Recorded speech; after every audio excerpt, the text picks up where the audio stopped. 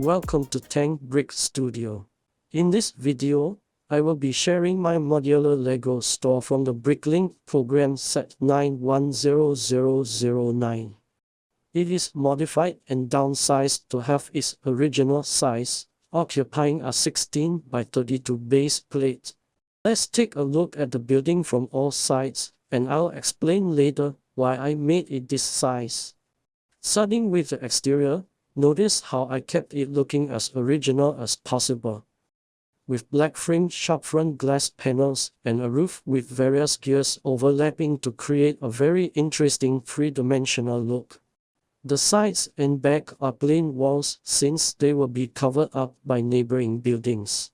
That's all for the exterior, so let's jump into the interior where all the exciting details are. For the interior, I changed it up quite a bit because the original build felt out of proportion and wasted space. In the original build, the pick-a-brick wall is made up of these cylinder caps, which protrude too much and are too large in scale compared to a minifigure. Also, at the height they're placed in the set, minifigures can't reach from the third level onwards, making it unrealistic. So, I replaced it with elements from the Lego brand store set 40574. The pick-a-brick wall from this set, and most of its builds, are more realistically scaled. You can see I use a lot of elements from this set, including the Build-A-Minifigure station, the brick play area, and the front displays. Most importantly, it has a sticker that says pick-a-brick. Next, you can see the rows of product shelves.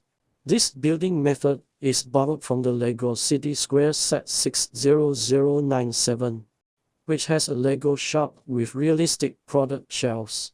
I also added display areas to showcase build sets in the store. Let's put in some minifigures to give a sense of the space. It's a bit tight, but the scale works for me. The checkout counter is made as small as possible to allow for more walking space. Here is the roof, with a large overhanging brick and lights, giving it an iconic Lego store look. With this, my Lego store now feels complete. There are a few upgrades I can add to this modular building in the future. For example, I could fit in more Lego built decorations or add another level to serve as an office or storage for the store. Let's see how it looks with other modular buildings. If you've watched my other modular MOC videos, you know I'm in the process of shifting them backwards on the base plate to create a wider pedestrian walkway in front. So, you'll see a mix of original builds and modified modular buildings. This is for my reference as I continue to work on my Lego city or street. Lastly, the reason I downsized this set is due to limited space. A full base plate for a Lego store seems too big and out of proportion compared to other modular buildings.